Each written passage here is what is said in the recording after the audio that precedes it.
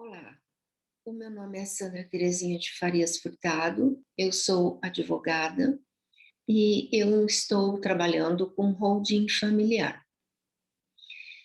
A holding familiar é uma proteção dos bens da família. Nesta proteção dos bens da família, eh, de uma certa forma, você não precisa fazer o inventário quando perde um ente querido. Quando um ente querido vai embora, você perde um ente querido, fica uma dor muito grande dentro de cada um, porque você amava aquela pessoa que se foi. E apesar dos seus sentimentos, da sua tristeza, você tem que passar por cima de tudo isso e num processo de inventário, você tem que ir no cartório e ficar mostrando a todo instante que aquele seu ente querido faleceu. Somado a essa grande tristeza, a esta grande dor, você também vai ter grandes gastos. Nestes gastos, o seu patrimônio vai cair, você vai perder. Eu já passei por isso e conheço também eu tenho uma colega que ela perdeu o pai e para fazer o inventário ela vai ter que vender um bem desses que o pai com muita luta conseguiu deixar para os filhos, para conseguir arcar com todas as despesas do inventário, para te mostrar a diferença entre você utilizar-se de um processo de inventário e fazer um planejamento, uma proteção familiar,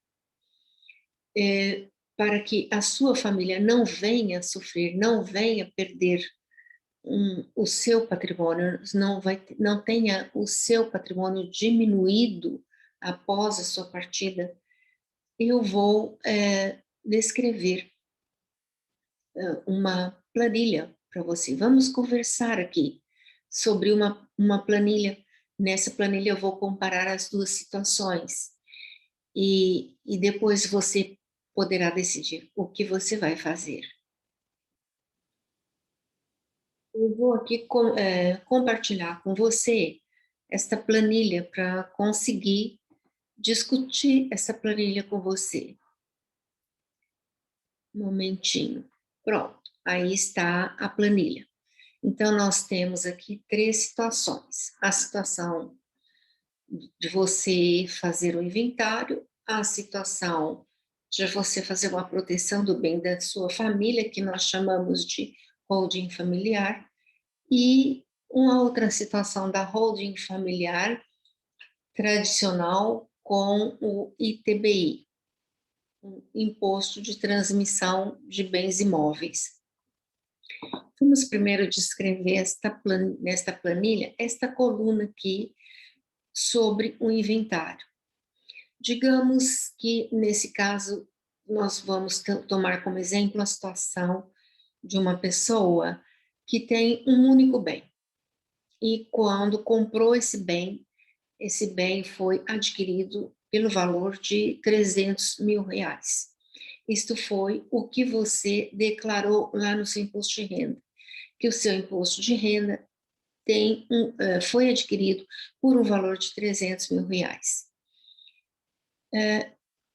Quando o ente querido faleceu, foi embora, o valor de mercado era 1 milhão de reais. A lei manda que em até 2 meses você faça esse inventário, porque se você ultrapassar este tempo, esse lapso de tempo, além do que você gastar no inventário, você vai ter que pagar multa. Então, é esse o ponto que eu falo sobre a dor, sabe? Eu já passei por isso. É terrível. Na época, aqui em Minas Gerais, era 1 mês. Mas o meu pai, quando faleceu, ele faleceu no estado de São Paulo. Ele morava lá. Lá eram 2 meses. E como eu não sabia que lá era 2 meses, achei que era 1 mês. Então, dentro de 1 mês, eu tive que juntar todos os documentos, ir no cartório, e era muito dolorido para mim quando a atendente do cartório chegava e conversava comigo e perguntava quem é o de cujos. O de cujos era o meu pai. Falar que meu pai era o de cujos, para mim, meu Deus, foi muito difícil. Esses momentos foram muito difíceis, mas tudo bem. Então, dentro de 2 meses, você vai fazer um processo de inventário. Você vai gastar cerca de, no cartório de notas, cerca de 0,5%. 0,5% em cima do valor de mercado, não é em cima do que você pagou, é em cima do valor de mercado. 0,5%, então, vai dar R$ 5.000. Na junta comercial, você não vai gastar nada. O imposto de transmissão de bens imóveis, você também não vai gastar nada. Você, aqui no caso, é uma pessoa física. E certidões? Você vai ter que tirar certidões. São muitos documentos. No cartório, você vai gastar para tirar essas certidões cerca de R$ 2.000. Aí você vai ter que registrar o imóvel. No cartório do registro de imóveis, você vai gastar, dependendo do estado, mas vamos colocar aqui 0,5%, você vai gastar R$ 5.000. E aí você vai pagar o imposto de transmissão sobre morte e doações. Esse imposto, em alguns lugares, aqui no estado de Minas, é 5%, na minha planilha está 6%, vai depender de cada estado também. Então, 6% sobre R$ 1.000.000 são R$ 60.000. E o advogado? O advogado, ele cobra o quê? 7%, 5% sobre o valor dos bens inventariados. Como nós temos só, no nosso exemplo, um único bem, no valor de 1 milhão, vamos supor que esse advogado cobrou 7%. Então, você terá ainda R$ 70.000 sobre este valor de R$ 1 milhão. Contador não vai ser necessário aqui no caso. Somando todos esses valores, você vai gastar com o inventário R$ 142.000. O advogado, você tem condição de dividir, você pode negociar com ele, ir pagando aos poucos até o final do inventário. Mas o cartório, as certidões, cartório de registro de imóveis e o imposto ITCMD, esse aí não tem jeito. Esse você vai ter que pagar mesmo no ato. Aí, nós não colocamos aqui ainda nessa planilha o seguinte: você comprou o bem imóvel por R$ 300.000. O valor de mercado é 1 milhão. Você vai ter que fazer o imposto de renda do decujus. Quando você fizer esse imposto de renda do decujus, eles vão ver que você, não só no imposto de renda, aliás, não só no imposto de renda, quando você for vender R$ 1 milhão, você comprou por 300 mil. Lá no imposto de renda, eles vão ver o que na hora que você for vender? Que você teve um ganho, certo? De 300 para 1 milhão, você teve um ganho aí de R$ 700.000, certo? Então, você vai pagar o imposto sobre o ganho de capital, porque você ganhou um capital. Então, somado nisso daí, os 142 mil, você ainda vai gastar sobre o ganho de capital, que aqui não está contando. Vamos considerar, então, só isso daqui mesmo já vai dar para você ver a diferença. Mas digamos que você ainda está com vida e se preocupa com a sua família, se preocupa com seus filhos, não quer que eles percam o seu patrimônio que você adquiriu com muito suor do seu rosto e procura um advogado para te ajudar, para fazer uma holding familiar. Na holding familiar, o valor do bem não é o valor do mercado, mas é o valor que você declarou no imposto de renda. Então, você declarou que comprou por R$ 300.000. O cartório de notas, você não vai gastar nada. porque você não vai ter que tirar nenhuma certidão que são necessárias no inventário. Mas vai ser necessário o pagamento da junta comercial, porque na holding familiar, tudo legalizado, tudo dentro da lei, tudo conforme a legislação brasileira, você abre uma empresa. Nesta empresa, você transfere o seu patrimônio para dentro desta empresa. Transforma este teu patrimônio em cotas e distribui para os seus entes queridos as suas cotas, as cotas daquele bem.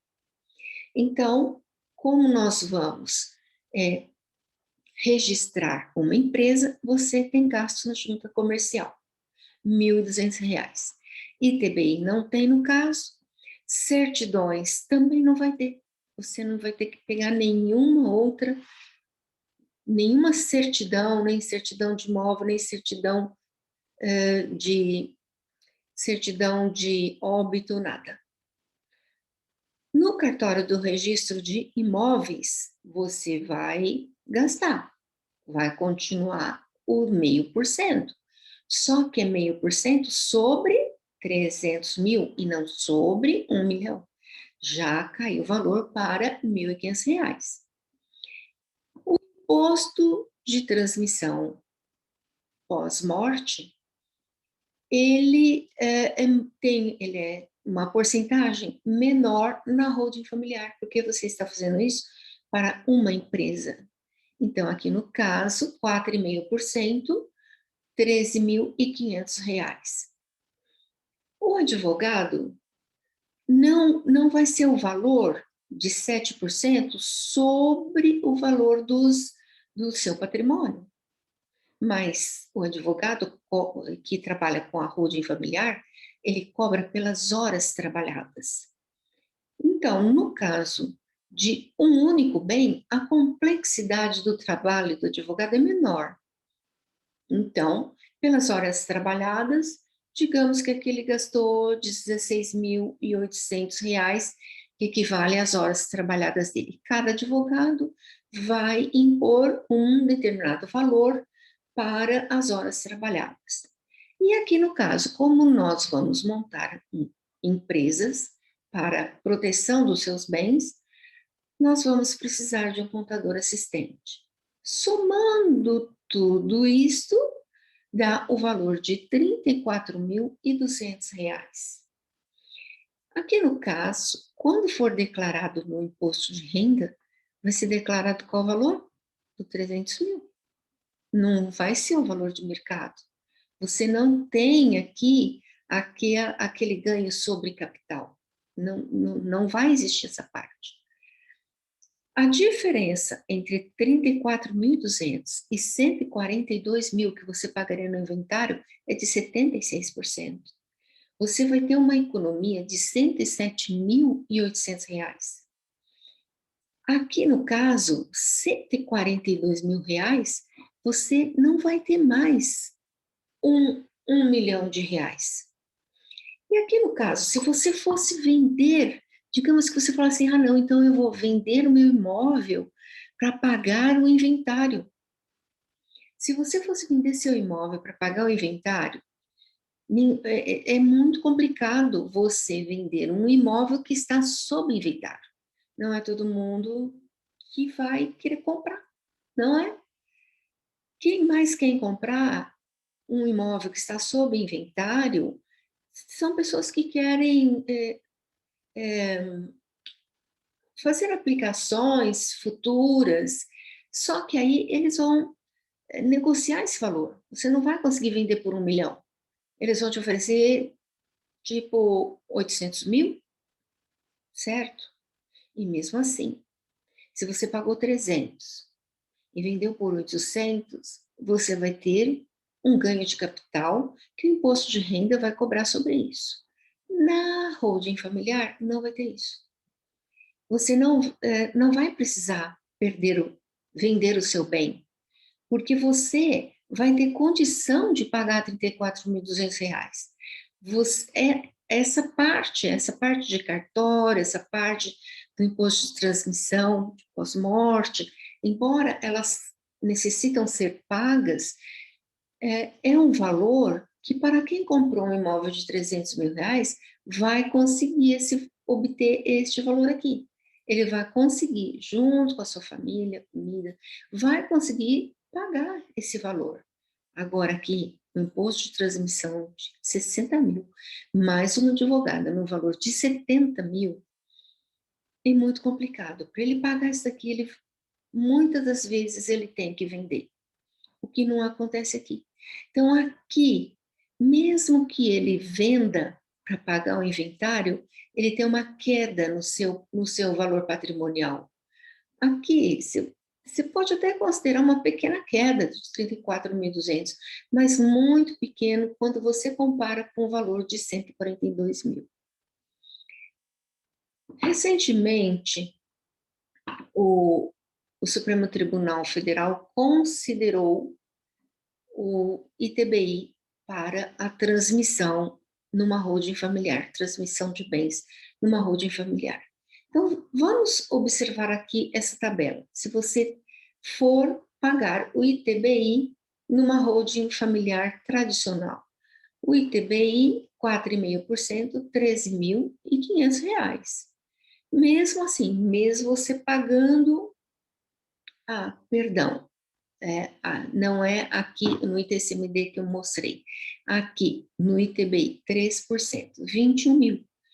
Mesmo você pagando o ITBI a 3%, mesmo assim, o valor, quando você compara com o inventário, você ainda tem um ganho de 61%. Aqui, você ainda considera que o seu patrimônio não caiu, não houve uma queda.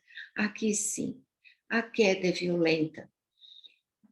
Nesse caso aqui, considerando o imposto de renda, o ganho sobre o ganho, o imposto sobre o ganho de capital que aconteceu aqui nessa parte do inventário, vai sobrar aí para sua família cerca de 550 mil, 580 mil reais.